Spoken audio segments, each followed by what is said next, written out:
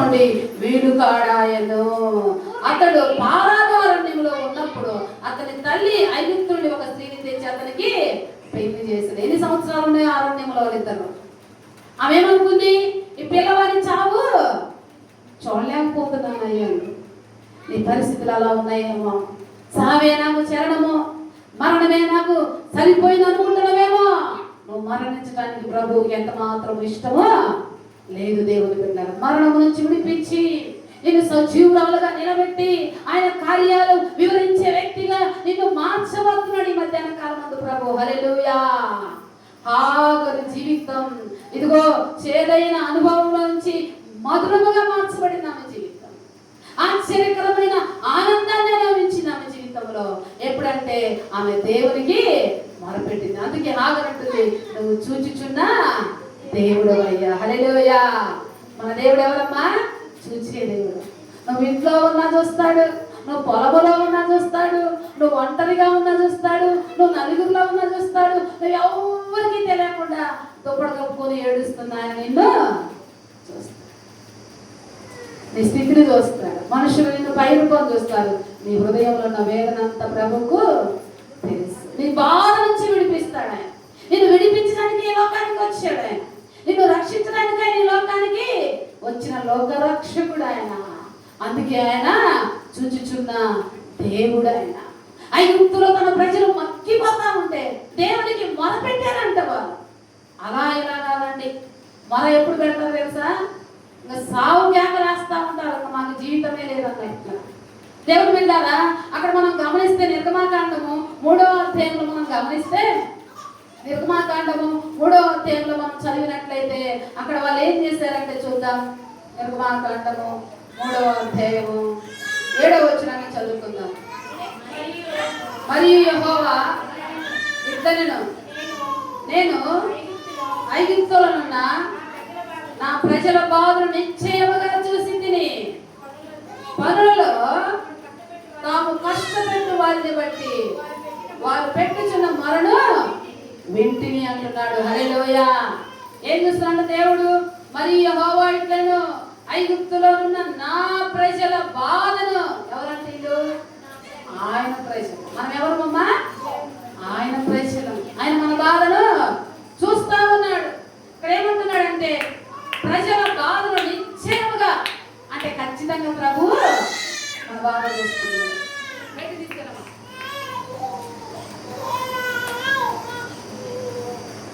ఆయన మన బాధను నిశ్చయముగా చూస్తున్నాడు.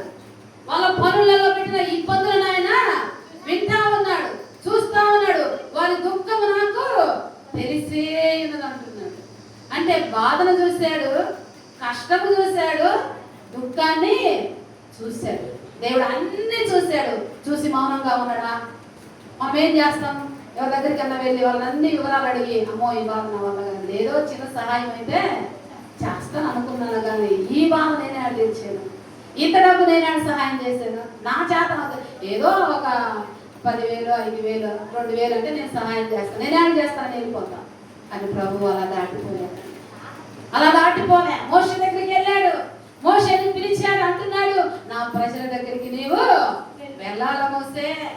అయ్యో నేను వెళ్ళలేనయ్యా, నా చేత కాదు, నేను నత్తివాడను, నేను మూగవాడను, నాకు చేత కాదంటే నువ్వు నాకు కావాలి, నువ్వు నా ప్రజలను విడిపించాలా, నువ్వు నత్తివాడువా, నువ్వు మూగవాడువా, అన్నీ నాకు తెలుసు, నేను నిన్ను వాడుకుంటాను. చాలా మంది దేవుని పరిచయం చేయమంటే నాకు చదువు రాదు, నా జ్ఞానం రాదు, నాకు ధైర్యం లేదు, నేను పాడలేను, నేను ప్రార్థన చేయలేను అని వాళ్ళే బలహీనలు అవుతారు.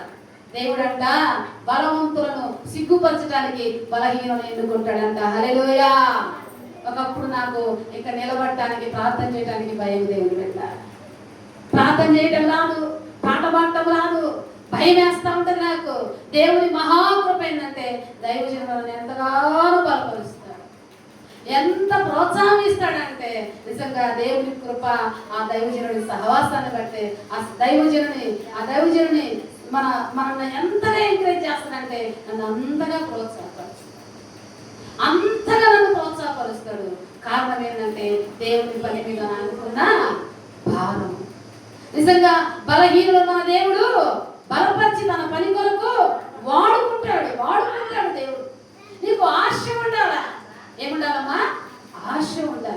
దేవుడు తన ప్రజలను చూసి వాళ్ళ దగ్గరికి మోషేను పంపించాడంట. ఎందుకంటే ఐగుప్తులోంచి వాళ్ళను నడిపించడానికి. మోషే సామర్థ్యం సరిపోలే, మోషేను పిలిచి సామర్థ్యాన్ని ఇచ్చాడు. హల్లెలూయా. ఆయన బలహీనులను పిలిచి బలపరిచి తన పరిచయంలో వాడుకుంటాడు. బైబిల్లో ఆమోస్ అని ఉన్నాడు, ఆయన పశువులను కాపాడంట. పశువులు పెంచేవాడు ప్రజలను ఎలా కాపాడతాడు? ఆయన పిలుచుకొని ప్రజలను పరిపాలించేవాడుగా చేశాడంట. హల్లెలూయా. దావీదు గొర్రెల కాపరిగా ఉన్నాడు, దావీదును పిలుచుకొని తన ప్రజలను పరిపాలించే నాయకుడిగా దేవుడు చేశాడు. హల్లెలూయా. నీకు నాకు సామర్థ్యం లేకపోవచ్చు, కానీ మనం ఆరాధించే దేవుడు సామర్థ్యం గలవాడు. హల్లెలూయా. మనం ఆరాధించేవాడు సర్వశక్తిమంతుడు.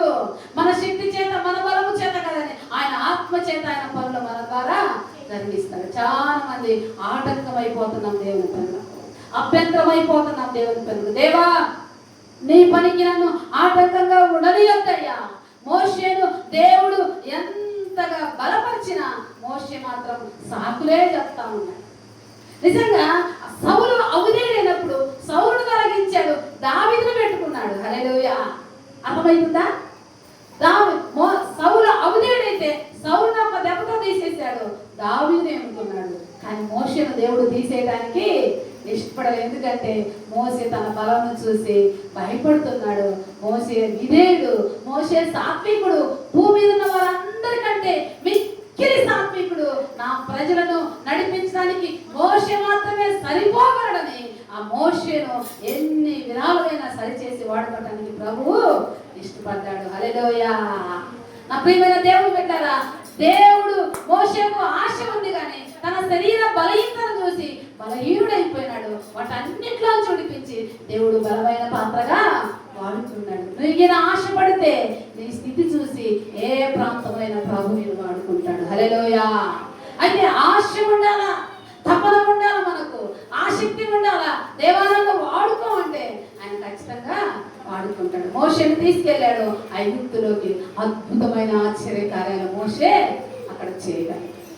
నిజంగా ద్వితీయోపదేశ కాండం చివరి అధ్యాయం చదువుతా ఉంటే మోషేతో దేవుడు అంటాడు, మోషే నీ దినము సంపూర్ణమైన మోసే, నువ్వు సిద్ధపడి యెహోషువను సిద్ధపరచమంటే, అయ్యా నేను బ్రతుకుతానయ్యా. ఇలా ప్రజల ముందుకు యెహోషువ, ఇదిగో మోషే ఇద్దరు గుడారం దగ్గరికి వెళ్ళి యెహోషువను అభిషేకం చేస్తాడు. హల్లెలూయా. ప్రభు చిత్తాన్ని జరిగించాడు. ఒక్కసారి మాత్రమే ప్రభు మీద తిరగబడిన దాన్ని బట్టి, ప్రభువును కనపరచలేదు కాబట్టి ఆ దాన్ని బట్టి కానానుకు చేరలేకపోయాడు, పశ్చాత్తాపడ్డాడు. కానీ దేవుడు అనుకున్నాడంట, మోషేను యోర్దాను దాటకూడదు అన్నాడు. ప్రభా, నేను దాటకపోయినా పర్లే, నేను నీతో ఉంటే చాలా అనుకున్నాను. మన జీవితాలలో కొన్ని జయాలు మనం చేయకపోవచ్చు, కొన్ని ప్రాంతాలకు మనం వెళ్ళకపోవచ్చు, కానీ ప్రభు ఉంటే మాత్రము చాలు మన జీవితాలు. ప్రభు మనలో చూస్తా ఉన్నాడు. నీ స్థితిని అంతా దేవుడు చూస్తా ఉన్నాడు. 12 సంవత్సరాల నుంచి రక్తస్రావం గల స్త్రీ ఎన్నో వైద్యుల దగ్గరికి వెళ్ళింది, ఎంతగానో తిప్పబడింది. ఆమె స్థితి అంతా ప్రభువు చూస్తా ఉన్నాడు. ఎందుకు ప్రభువు 12 సంవత్సరాలు మౌనంగా ఉన్నాడంటే ఆమె అందరి దగ్గరికి వెళ్ళింది, కానీ తను సృష్టించిన సృష్టికర్త దగ్గరికి. ఎందుకు ఆమె అనేకుల వైద్యుల చుట్టూ తిరిగి ఆమె జీవితాన్ని వ్యర్థంగా గడుపుకుందంటే అందరి దగ్గరికి వెళ్ళింది, కానీ ఆమెను సృష్టించిన సృష్టికర్త దగ్గరికి ఆమె రాలేదు. 12 సంవత్సరాలు ఆమె బ్రతుకులో వ్యర్థంగా గడిపేసి వైద్యుల చుట్టూ తిరిగి తిప్పలు పడిపోయిందంట. ఆమె రోగాన్ని కుదిర్చేవారు ఎవరు లేరు.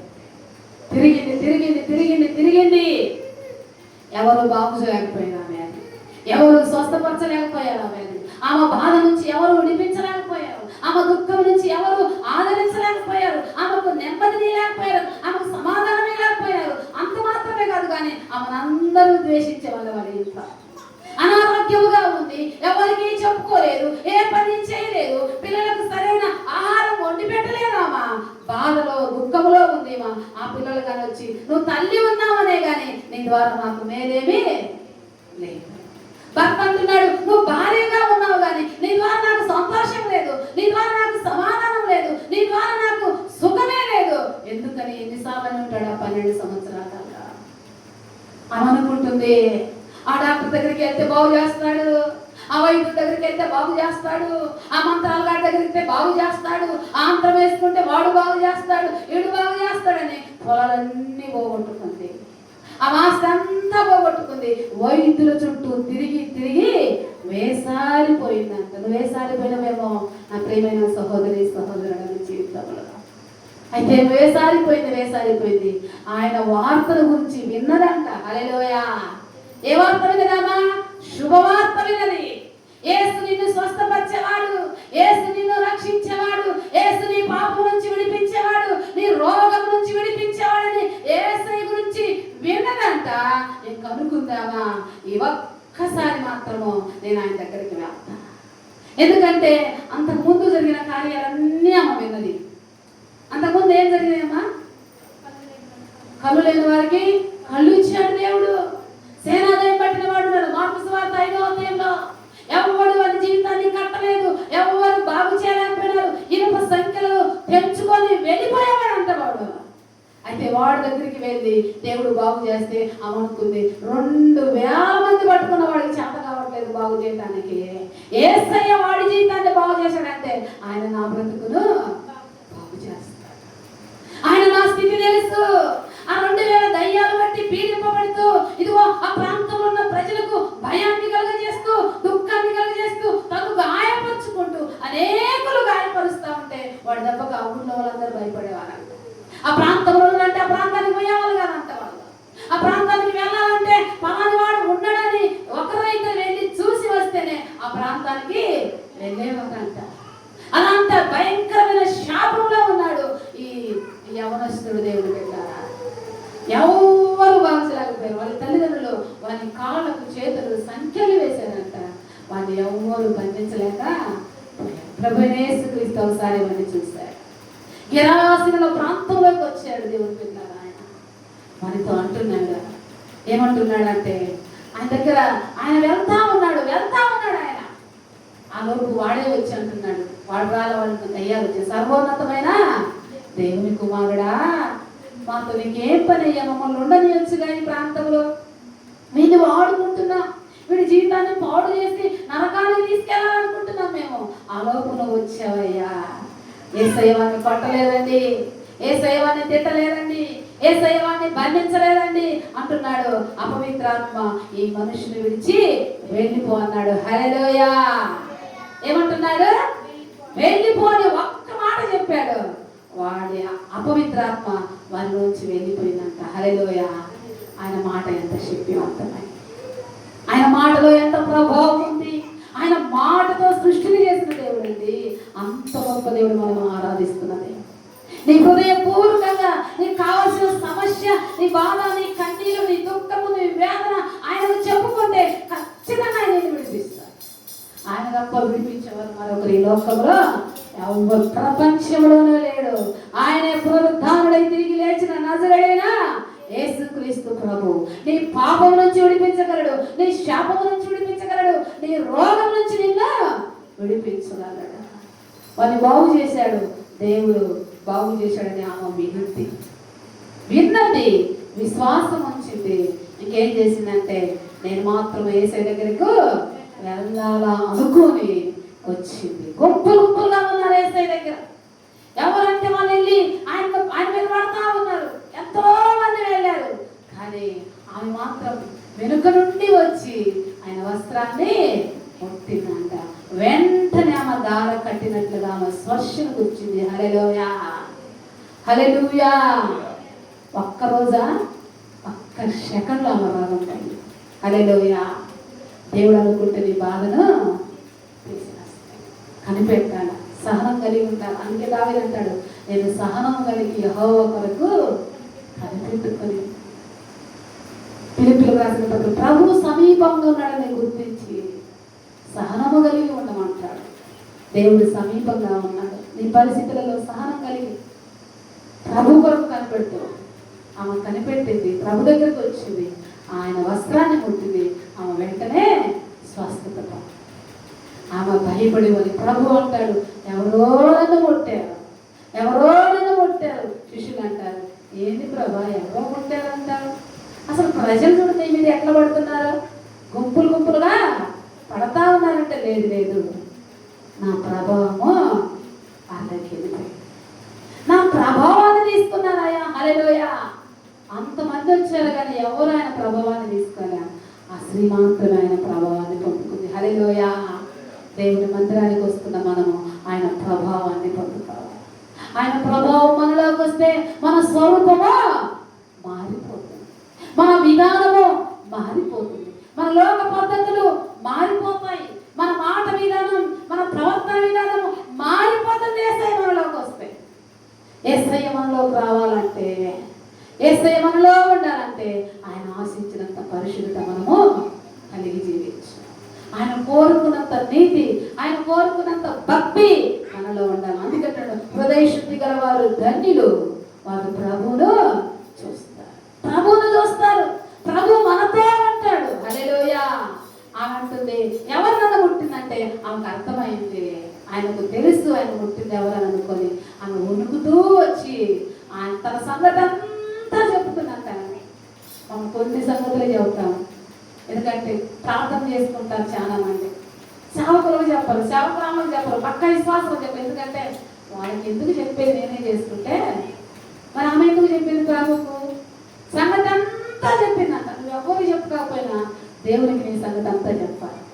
దేవుని సేవకులకు కానీ చెప్పాలి. ఎందుకంటే వాళ్ళు నీ పక్షాన ప్రభు సన్నిధిలో ప్రార్థన చేస్తారు, నీ పక్షాన ప్రభు సన్నిధిలో గోజాలుతారు, నీ పక్షాన కన్నీరు గారుస్తారు, నీ కోసము ఉపవాసం ఉండి ప్రార్థన చేస్తారు, దేవుడు కార్యాలు చేస్తారు. మోషే ఇశ్రాయేలు ప్రజల పక్షాన దేవుని దగ్గరికి వెళ్తే దేవుడు చెప్పిన మాటలు ప్రజలకు చెప్పేవాడు, ప్రజల యొక్క సమస్యలు దేవుని దగ్గర తీసుకెళ్ళాడు. ఇంకా వేరే వాళ్ళకి చెప్పకూడదు ఈ సమస్య. ఒక మంచి ప్రార్థన చేసే సహోదరు ఉంటే ఆమె చెప్పుకో, నీతో ఏకీభవించి నేను అర్థం చేసుకునే వ్యక్తి ఉంటే ఆమె చెప్పుకో. ఎవరికంటే వాళ్ళకి చెప్పి నీ కుటుంబాన్ని పాడు చేసుకోవాలి. చాలా మంది మంచిగా ఉంటారు, బాగా నీ విషయాన్ని చెప్పుకుంటారు, బయటికి వెళ్ళి నిరతాలు చేసి నమ్ముతూ ఉంటారు. అలాంటి వారికి మనం ఎప్పుడు మన విషయాలు చెప్పకూడదు. మన బలహీనతలను ఆసరా చేసుకొని కొన్నిసార్లు మనల్ని ఇబ్బందులు పెడుతుంటారు. కానీ మన బలహీనతలలో మన ప్రభు మనము బలపరిచి, నా ప్రియమైన దేవుని బిడ్డలారా, ఆ స్త్రీని చూశాడు, నిన్ను చూస్తున్నాడు, నీ బాధ చూస్తున్నాడు. ఎన్ని సంవత్సరాల నుంచి ఒక సమస్య కోసం వేదన పడుతున్నావా? వాటిలో నాకు జయమియ్యండి, ఆయన ఖచ్చితంగా నీకు జయమిస్తాడు. ఈ మధ్యాహ్న కాలం ముందు గెరాసిన్న ప్రాంతంలో ఉన్న వ్యక్తిని ప్రభు చూశాడు. ఎక్కడున్నాడు ఆయన? సమాధులలో ఉన్నాడు. ఎక్కడున్నాడమ్మా? సమాధులలో. ఈ దినాన ఎంతో మంది దేవుడికి దూరమై సమాధుల మీద తిరుగుతూ ఉన్నారు. వారిలో సేనా దయాలు ఉన్నాయి. అందుకే దేవుని సన్నిధికి రాకుండా ఎక్కడా బ్రతుకుతా ఉన్నారు వాళ్ళు దేవుడికి దూరంగా. ఈ మధ్యాహ్న కాల సమయం మందు దేవుని దగ్గరికి వచ్చావు, సభని స్త్రీ వల్లే నా ప్రియమైన దేవుని బిడ్డారా, దేవుని దగ్గరికి వచ్చావు. దేవుడు ఆమె జీవితాన్ని మార్చి, ఆమె సంగతి అంతా ప్రభుకు తెలుసు. ఆమెతో మాట్లాడి ఆఖరికి ఆమె ఎవరైనా ఆయన విప్పి చెప్పాడు. ఆమెకు అర్థమైంది ఈయన క్రీస్తు కదా అని. తన ఊరిలోకి వెళ్ళింది, అందరికీ చెప్పి యేసయ్య దగ్గరికి తీసుకొచ్చింది. మరి ఎంతమందికి చెప్తున్నావు యేసయ్య గురించి? మధ్యాహ్న రక్తస్రావం స్త్రీ వెళ్ళింది, ఎంతమందికి చెప్పిందో యేసయ్య గురించి, ఎన్ని మేలులు పొందుకున్నావో చెప్పడానికి సిగ్గుపడతా ఉంటారు, కొంతమంది భయపడతా ఉంటారు. ఏమనుకుంటే నాకెందుకు గుడ్డివాడు అంటాడు, ఎవరేమనుకుంటే నాకెందుకయ్యా, నన్ను బాగు చేసింది మాత్రమో యేసయ్య. చెప్పాడా లేదా? ఖచ్చితంగా చెప్పాడు. యూదులు చెప్తే చంపేస్తారు, నాకేం తెలియదు, యేసయ్య నన్ను బాగు చేశాడు, యేసయ్య నా జీవితాన్ని మార్చాడు, యేసయ్య నాకు నెమ్మదిచ్చాడు. ఒకప్పుడు లోకంలో బ్రతుకుతున్నాను, యేసయ్య విడిపించాడు, యేసయ్య నన్ను బాగు చేశాడు, యేసయ్య నన్ను చూశాడు. నా స్థితిని చూసి అనేకులు నవ్వుకుంటే నా స్థితిని చూసి నా దగ్గరికి దిగి వచ్చాడు, నా ప్రేమ గల దేవుడని ఆయన గురించి చెప్పడానికి ఎప్పుడు మనము సిగ్గుపడకూడదు. అందుకనే దేవుడు పెట్టారా, ఆగరు చూశాడు, ఆగరి స్థితిని చూసి ఆగరి జీవితాన్ని ఆనందంగా మార్చాడు. అక్కడ మనం గమనించినట్లయితే ఇశ్రాయేలు ప్రజలను చూసి వాళ్ళ బాధ, వాళ్ళ దుఃఖాన్ని ఎరిగి వాళ్ళని ఐగుప్తులోంచి విడిపించాడు, యెరూషలేముకు తీసుకొచ్చాడు, వాళ్ళను కానుకు నడిపించాడు. ఎన్నో ఒడిదుడుకులు వచ్చినాయి, కానీ వాళ్ళకు మాత్రము పగలు మేఘస్తంభము, రాత్రి అగ్ని స్తంభాన్ని దేవుడు తొలగించలేదంట. హల్లెలూయా. పగలు మేఘస్తంభం తొలగిపోలే, రాత్రి అగ్ని స్తంభం వాళ్ళకు తొలగిపోలే. దేవుడు బాధపడుతున్నాడు, కోపడుతున్నాడు, కానీ అగ్ని స్తంభాన్ని, మేఘ స్తంభాన్ని వాళ్ళు ఆ కానాను చేరేంత వరకు వాళ్ళని వెంబడిస్తా వచ్చింది. ఆయన మన మీద అప్పుడప్పుడు కోపడతాడు, కానీ ఆయన కృపను మనకి అక్కడ దూరం చేయదు. ఈ మధ్యాహ్న కాల సమయమందు ఇంతగా నేను నన్ను ప్రేమించాడు, ఎందుకంటే ఆయన రాజ్యంలో మనము ఉండాలి, ఆయనతో మనము జీవించాలి, ఆయనను బట్టి మనం ఆనందించాలని, ఆయన పరలోక రాజ్యంలో, ఆ నిత్య రాజ్యంలో, ప్రభు ఉండే స్థలంలో నీవు నేను ఉండాలని ఆయన మనల్ని ప్రేమించాడు. అందుకే ఎఫెసీయులకు రాసిన పత్రిక 5వ అధ్యాయంలో మనం గమనించినట్లయితే, నా ప్రియమైన దేవుని బిడ్డరా, చివరిగా చదువుకొని ప్రార్థన చేసుకుందాం. ఎఫెసీయులకు రాసిన పత్రిక 5వ అధ్యాయము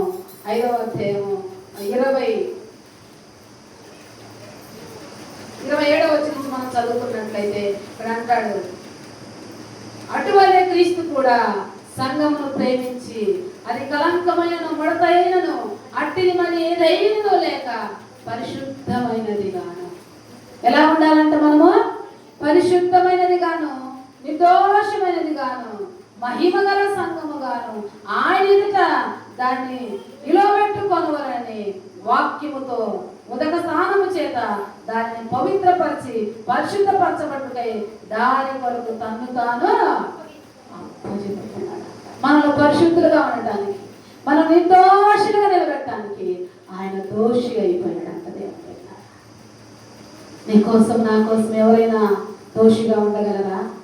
మనకు శిక్ష వేస్తే ఆ శిక్ష నేను ఉంటానో మనం విడుదల పొందని అనగలరా? యేసయ్య మన కోసం నిర్దోషిగా ఉన్న ఆయన దోషిగా చేయబడ్డాడు. మన పాపం కోసము ఆయన పాపముగా చేయబడ్డాడు, మన శాపము కోసము ఆయన శాపముగా చేయబడ్డాడు. ఆయన మనలో ప్రేమించాడంట. మేము ఇక్కడ ఏమంటున్నా, అటువలే క్రీస్తు సంఘమును సంఘం అనగా మనమే, సంఘాన్ని ప్రేమించాడంట.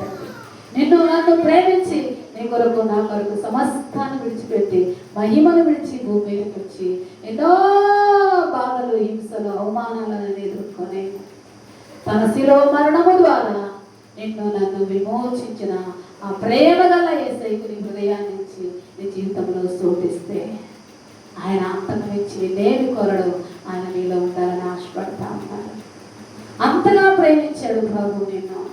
ఈ మధ్యాహ్నం కాల సమయం నన్ను ప్రేమించావయ్యా, నీ ప్రేమను గుర్తించలేదు, నువ్వు నన్ను చూడటం లేదు అనుకుంటున్నానయ్యా, నువ్వు నిజముగా నన్ను చూస్తున్నావు. దావీదు నేను కూర్చుండట, నేను లేచుట నీకు తెలుసు, నేను పడుకొనట నీకు తెలుసయ్యా. కొన్నిసార్లు నేను చూడటం లేదు అనుకుంటున్నాను, ఏది పడితే అది చేస్తున్నాను, ఎక్కడికంటే అక్కడికి వెళ్తున్నాను, నువ్వు వెళ్ళకుండానే స్థలానికి వెళ్తా ఉన్నానయ్యా, నువ్వు చేయకూడని పనులు చేస్తా ఉన్నాను, నన్ను క్షమించు ప్రభువా. నీ కోపాన్ని నా మీదికి రానియొద్దయ్యా, నీ కృపకు పాత్రగా చేయి. న్యాయానికి నాకు అర్హత లేదు నాయన. ఈ మధ్యాహ్న కాలం అంతా దేవా, నా స్థితి చూసి నన్ను దాటిపోలేదయ్యా, నా గట్టి చూసి నాకు దూరం అయిపోలేదు, కానీ నా సమీపానికి దిగి వచ్చిన దేవుడు అయ్యా. ఈ రోజైనా నీ ప్రేమను గుర్తించడానికి సహాయం చేయి. నీ ప్రేమను చేతగాని వాడిగా నన్ను అనుకోనియొద్దయ్యా, నీ ప్రేమను పరీక్షించే వ్యక్తిగా నన్ను ధన్యతేసయ్యా అని తల ఉంచుకొని కళ్ళు మూసుకొని ప్రార్థన చేసుకున్నాం. దేవుని బిడ్డలారా, నువ్వు తెచ్చి ప్రభువుని అడుగుదామా? ఈ మధ్యాహ్నం కాలం అంటే ఆయన నీ స్థితిని చూస్తున్న దేవుడు, నీ కన్నీరు ఎరిగిన దేవుడు, నీ దుఃఖం ఎరిగిన దేవుడు, నీ బాధ ఎరిగిన దేవుడు, నీ హింస ఎరిగిన దేవుడు, నీ కుటుంబంలో ఉన్న కలతలు, కన్నీళ్ళు అన్నీ చూస్తా ఉన్నాడమ్మా. భయపడబాకు సహోదరి, ధైర్యముగా ఉండు. నువ్వు ఆరాధించే ప్రభువు సజీవుడు, నువ్వు ఆరాధించే ఆయన సర్వశక్తి గల దేవుడు. ఆగరు భయములో ఉంది, ఆగరు కలవరములో ఉంది, ఆగరు కన్నీళ్ళలో ఉంది. ఆగరు చూసి ఆమెకు అవసరమైన నీటిని ఇచ్చాడు, తన కుమారుడి దాహం తీర్చాడు, గొప్ప జన్మగా చేశాడు ఆయన. నేను కానీ అనుకుంటున్నావేమో నా జీవితం ఏముందిలే, నా జీవితం అయిపోయింది, సమాధానం లేదు, నెమ్మది లేదు, ఆరోగ్యం లేదు, ఆనందం లేదు అనుకుంటున్నావేమో. ఈ శ్రమలను చూసి కృంగిపోవద్దు సహోదరి. ప్రభు వైపు చూడు, ప్రభు వైపు చూడు. రక్తస్రావం స్త్రీ ఇదిగో నా జీవితం ఇంతే అనుకుని వేసారిపోయింది. చివరి క్షణంలో యేసయ్య గురించి వింది, ఆమె జీవితంలో గొప్ప ఆదరణ పొందుకుంది. ప్రభు అంటున్నాడమ్మా, సమాధానం గల దానివి వెళ్ళు కుమారి, నీ శ్వాసము నిన్ను స్వస్థపరిచింది. విశ్వాసాన్ని కలిగి జీవించింది. ఆ విశ్వాసాన్ని కాపాడు. ప్రభు నా బాధను చూస్తున్నాడు, నా విశ్వాసాన్ని చూస్తున్నాడు, నన్ను చూస్తున్న నా పరిస్థితి అంతా ఆయనకు తెలుసు అనుకో. ఆయనకు దాటిపోలేదు ఈ మధ్యాహ్న కాలం. నీతోనే మాట్లాడుతున్నాడు, నిన్నే ఆదరిస్తున్నాడు. ధైర్యంగా ఉన్న సహోదరి.